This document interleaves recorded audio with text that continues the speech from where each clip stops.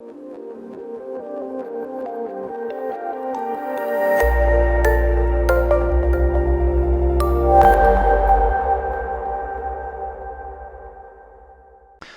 I'm Mark Gaylor and I'm a Sony Imaging Ambassador, and I'd like to welcome you to my review of Sony's new FE 20-70 f4G lens. Now, it's been a good while since we've seen a lens released in this sort of space for Sony. The original 24-70 f4 Zeiss lens was also released with the 55mm f1.8 Zeiss and the 35mm f2.8 Zeiss. Now, both of those two primes were received really very well, but the 24-70 had less of a good review when it was first released.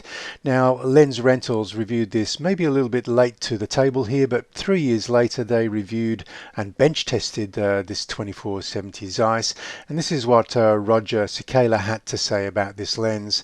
He says, the Sony FE 24-70 f4, while not a great lens, is adequate.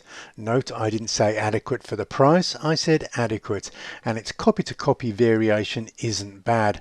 Hardly a glowing review, so of course Sony does have the opportunity to improve on this lens, and of course this is where the 2070 comes in.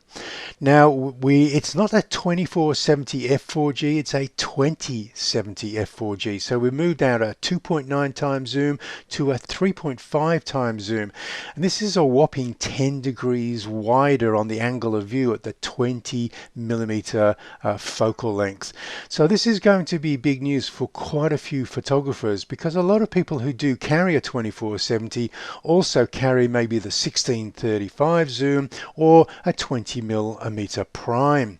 And of course this lens promises that we could perhaps leave that second lens at home, so long as this lens performs well at the 20mm focal length. And this is where this review is going to focus a lot of its attention on. First of all, let's move into that 24-70 range, and if we take a look at this image that I've captured at 30mm at f11, you can see it's very, very sharp. Now, I would encourage you to either watch this lens review in 4K or click on the link below the video tutorial to look at the high resolution images that I'm posting or sharing from this lens review.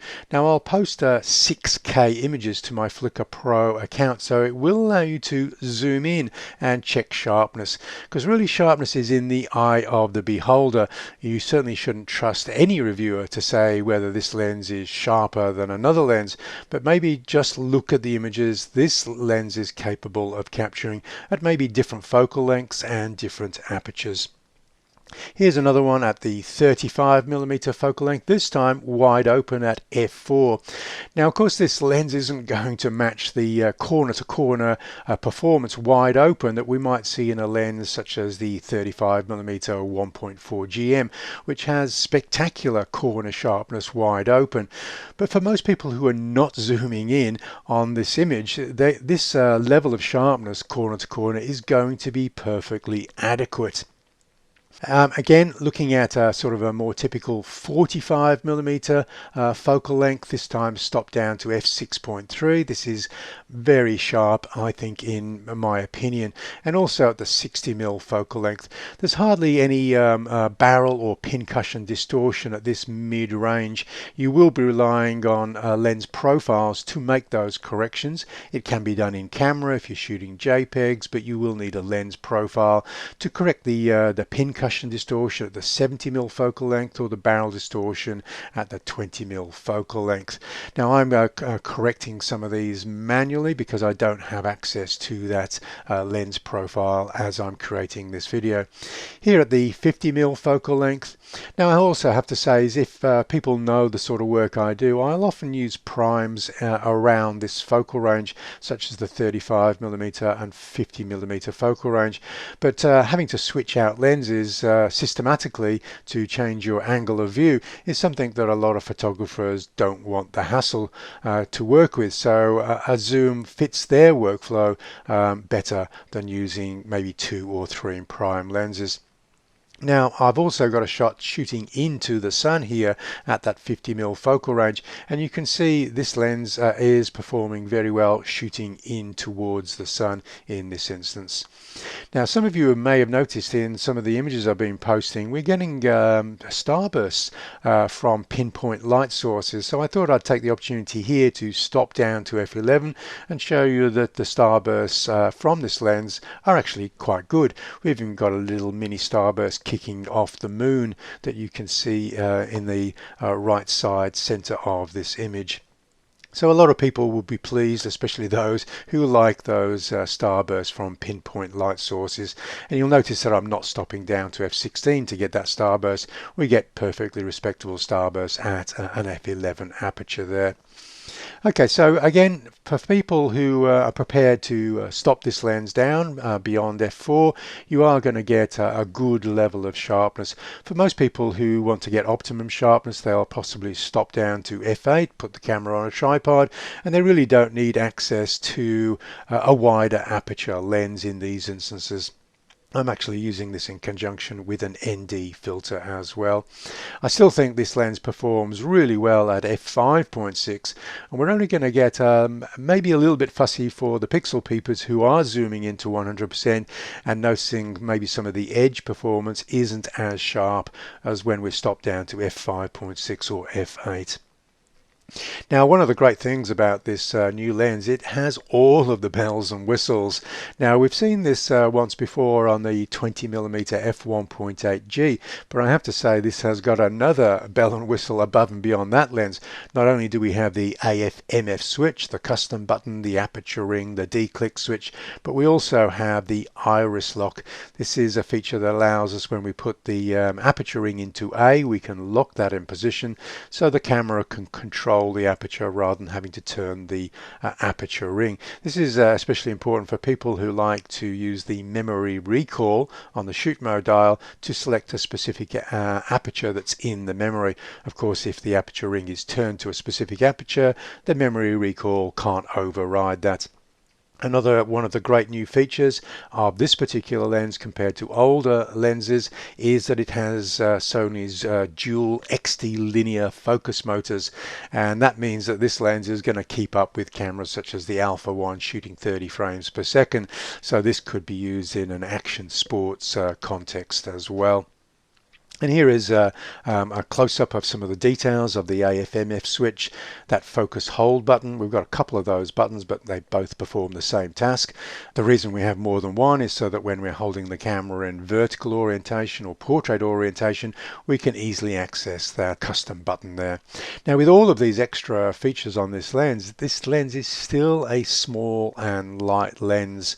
Okay, and so that is a very useful statistic for me, because I do like to have small and light lenses whenever possible, which is probably what leads me towards using prime lenses in many instances. Now, this lens comes in at just 2 ounces heavier than the older 24-70, which is really not bad at all, compared that we have that 20mm extra wide focal length as well. So I think just 2 ounces heavier is a welcome statistic that I'm seeing from this particular lens. And instead of having that 84-degree max angle of view, we have now a 94-degree max angle of view. We also have 9 blade aperture instead of that 7 blade aperture, which will also improve the quality of the bokeh in the defocused areas there. If we look at the physical size of this lens, it comes in at a shade under 4 inches long, very short lens here, and just over a whisker over 1 pound, 488 grams in the metric there. You'll notice the filter diameter has just increased slightly from the older 67mm filter diameter to a slightly larger 72mm filter diameter. Again, to give you an idea of the physical size of this new lens, it's about the same physical size and weight as the 35mm 1.4 GM, which I think is one of Sony's smaller prime lenses there. And to show you mounted to an A7R5 camera, you can see it's got really a pleasant form factor. It's certainly not a huge lens sticking out in front of the camera here. And just to show you what it looks like with the lens hood attached, and also when we zoom to 70 millimeters.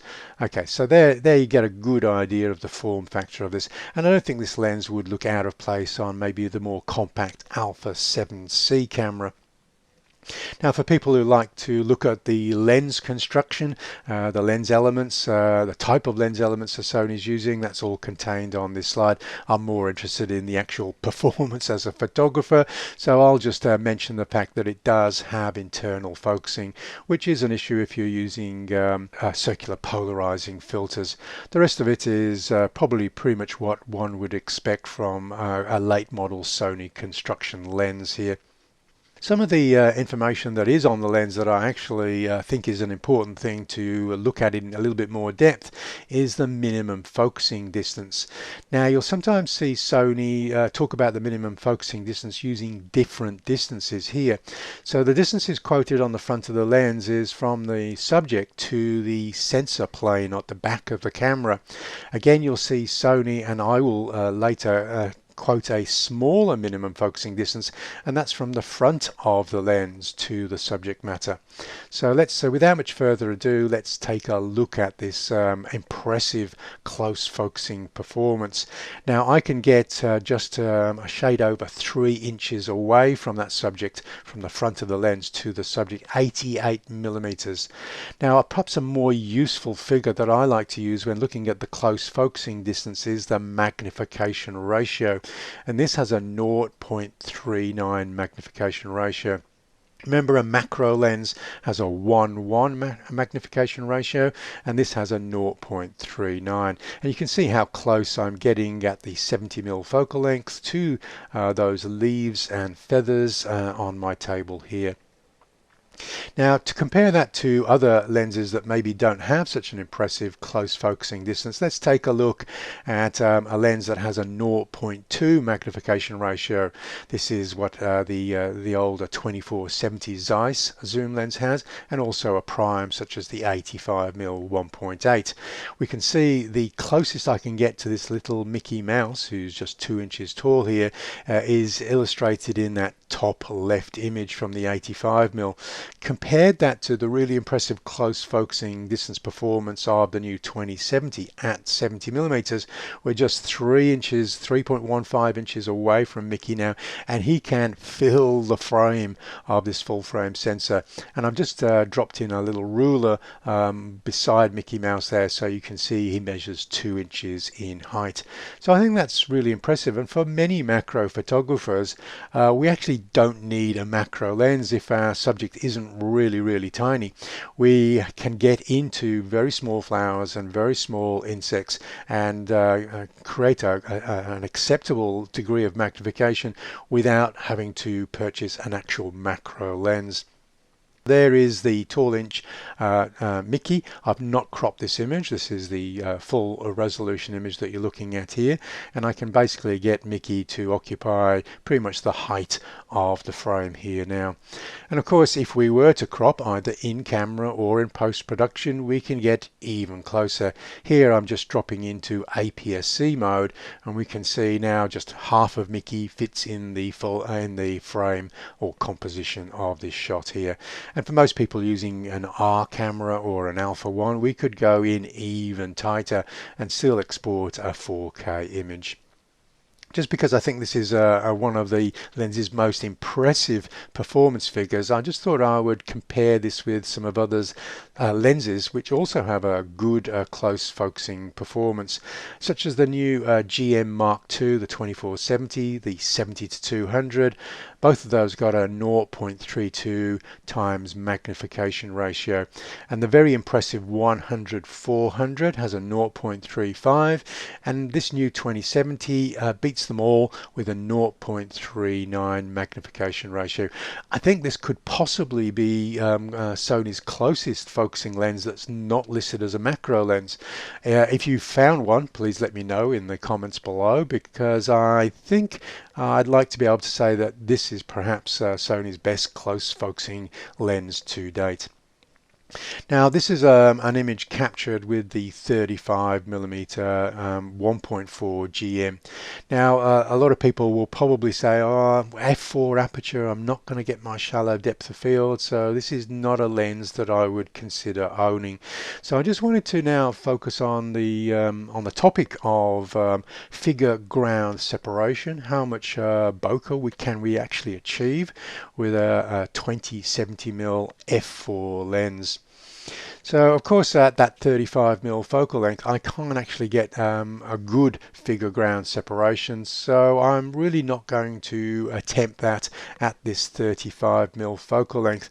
I'm possibly going to even stop down a little bit more. Here I've stopped down to f6.3 because I'm now going to compose the figure ground so both elements are equally sharp, and we take joy in having everything sharp in the shot rather than having beautiful blur behind the subject. Here I'm shooting at that 28mm focal length, wide open. We're not getting a lot of figure ground separation. The wall behind Chrissy, who I photographed on the street. I chatted to Chrissy for half an hour about her homelessness, and she invited me to take her portrait. I didn't ask, she invited me to. So here we are taking a picture of Chrissy, and you can see at that maximum aperture we're not getting too much figure ground separation. But of course there is a way to achieve this, and that is simply I just step 1 or 2 steps back, zoom to 70mm, still at the same f4 aperture, but now you can see quite significant figure ground separation and beautiful background bokeh out there on the left. So it is possible. If you just know that it's not just about aperture, it's also about distance to your subject, is we can get that figure ground separation with this 20-70 f4 lens. And here it is, even with a half-length portrait, we're getting enough figure ground separation to really make that foreground figure pop. So don't rule this lens out if you think you definitely have to have an f2.8 aperture, or you've been using f1.8 or 1.4 primes. And here again a third example, giving that figure ground separation between the graffiti in the background and this woman standing in the foreground. Again, maximum aperture at the 70mm focal length. If we're not quite as close to the subject matter as we'd like, obviously now water separates me from this guy in this rowing boat, is yes, the background information will get become in sharper focus, so we're getting less figure ground separation. Some might think this is still acceptable, but I know for me I would probably like to push that background a little bit further out of focus. So that 70mm focal length I do like to get just 1 or 2 steps closer. So if I'd bought my waders, maybe I would have gone out and got that shot at a little bit closer range. I do like using a 35mm focal length and an 85mm focal length for doing street photography, but I also like using the 20mm focal length.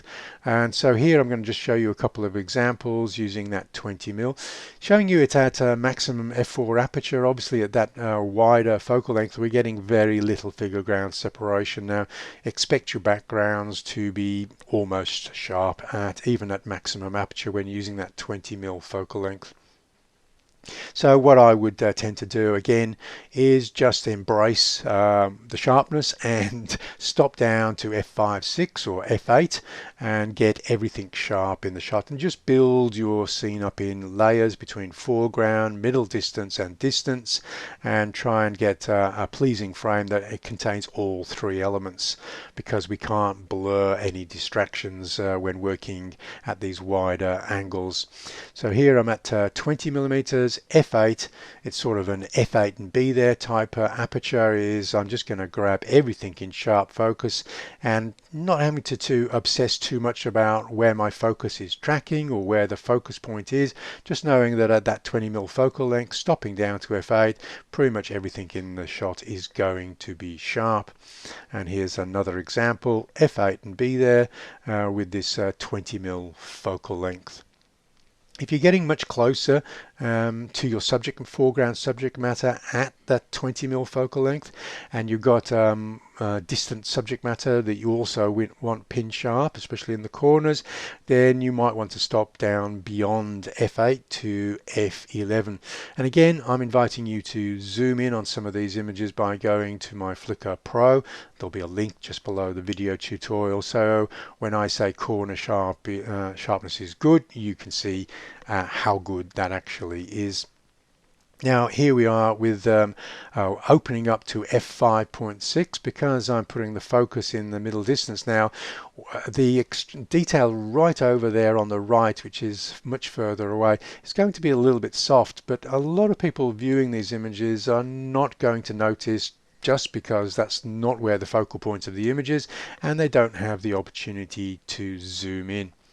Now, one thing I might mention is I will also make these images available in the raw file format for my patrons over at patreon.com/Mark Gaylor.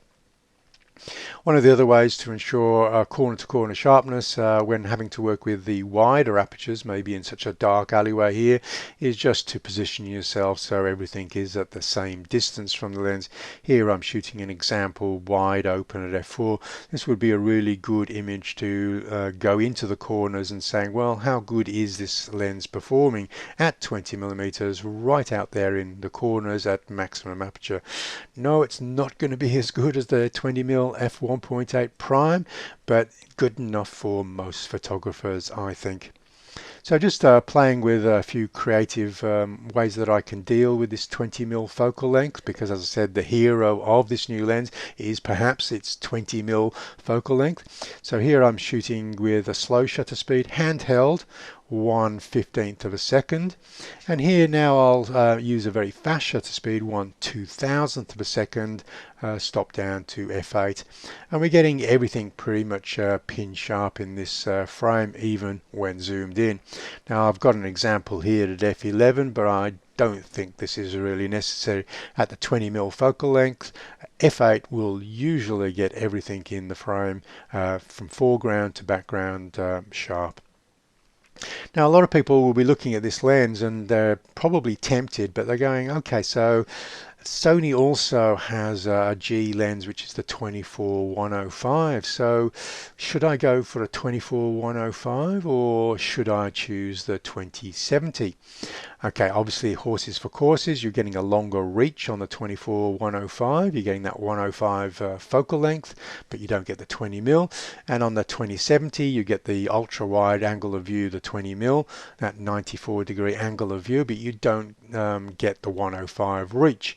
So choice, how do you make that choice? So I think is, for me, I rarely leave the home with just one lens, so I do occasionally, especially when reviewing a lens, but most people will probably take at least one other lens. So if I was choosing the 2070 f4G, I might be tagging along with the 85mm f1.8. This will give me the opportunity to get great figure ground separation even when I can't get really close to that foreground subject. Now that 85mm f1.8G, it's a light lens and it costs $598 on B&H at the time of making this video. Now if I was going to choose the 24-105, now I've got the extra reach, but if I'm prioritizing an ultra wide angle lens to take along as well, then maybe it would be the 20mm f1.8G. This might be a better choice for people who maybe do astrophotography and would really like an f1.8 aperture rather than an f4 aperture. Now that 20mm f1.8G is $300 more expensive than the 85. Okay, so and of course that two lens combination is going to be a little bit heavier in your camera bag than the 2070 and 85. We're looking at a difference of 1.9 pounds to 2.3 pounds there, or 859 grams compared to 1036 grams. So you might save a little bit of money by going for the 2070 and 85 twin lens combination compared to the 24, 105 or 20. But of course the choice that you finally made will probably be directed by what you actually prefer shooting, especially if you prioritize astro over portraits. You'll probably go for the 24 105 plus 20mm. And for those people who prioritize portraits over astro, then maybe that new 2070 and the 85 will be the choice that you make. Now, as I'm releasing this video, I'm actually in India working with the 2070, and I'll post a link to a gallery of images that I'm currently capturing in Rajasthan in India that are being captured with that 2070 lens. And I will be taking a portrait prime along with me as well, because I do like figure ground separation when working at the longer focal lengths there. So the last time I was in India for an extended period of time was way back in the analog era. So I'm hoping to get some great shots such as these that I captured with on film here. So you'll see these shots as I'm recording them with the 2070 lens. And of course I'm taking a portrait prime with me, so you'll see this degree of figure ground separation that you can't quite achieve with the 2070 at the 70mm. But as I said, you can get good figure ground separation as long as you can get reasonably close to your foreground subject. So these are the sorts of portraits I'll be capturing when not using the 2070. But you'll see a variety. I will do quite a bit of portraiture with the new lens as well. Now, I've shown this slide for over many videos, and that is because I do prioritize small weight and smaller lenses when I'm traveling, especially for extended periods of time. I always like to point out that I'm the photographer in the middle here, because I'm not carrying a backpack and not carrying a heavy tripod. And so this lens is going to be useful for my India trip, because it will have a small form factor to fit in a small messenger bag with the Alpha 7R5 camera. Now, a lot of people will say maybe the 20mm angle of view isn't wide enough for some photographers, so perhaps you wouldn't consider a 2070 if you also prioritize maybe a 15 or 16mm focal length.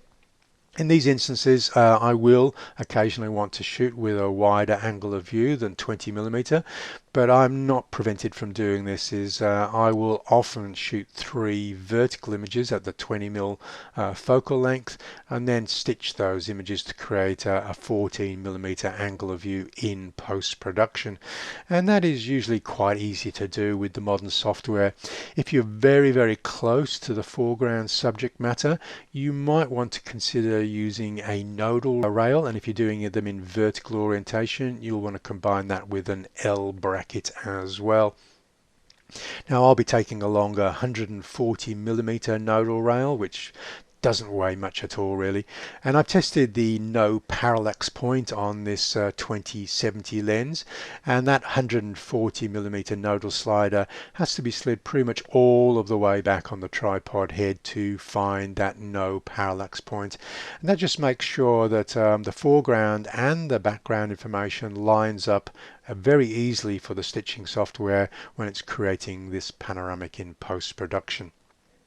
Another advantage perhaps to taking a 2070 or a 20mm prime compared to maybe Sony's excellent 14mm prime is that we can use screw-on filters or magnetic filters on these 20mm focal length lenses, we don't have to take a filter gauge cage and those 100mm square glass filters, so that will also save quite a lot of weight when I'm traveling, just by taking one or two ND filters with me for those times when I want to smooth the troubled waters in the shot.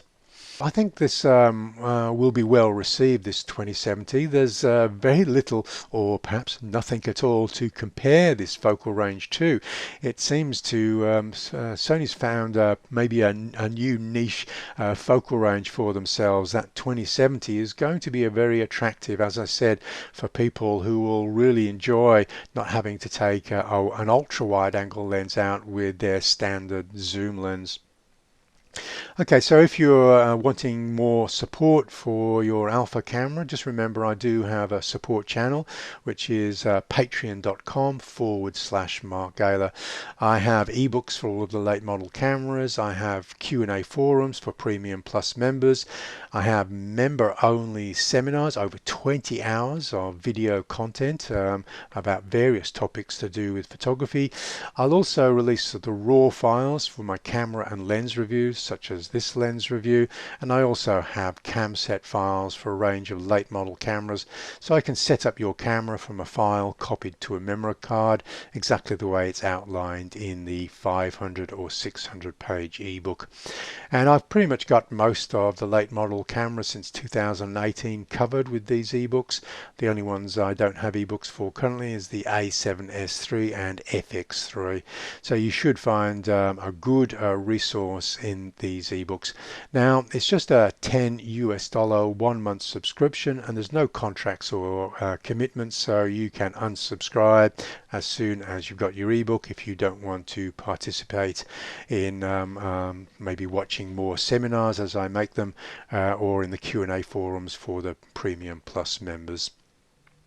Okay, so I'm Mark Gaylor, and I'm a Sony Imaging Ambassador. Just give me the thumbs up if you found this review useful, and I'll catch you online next time.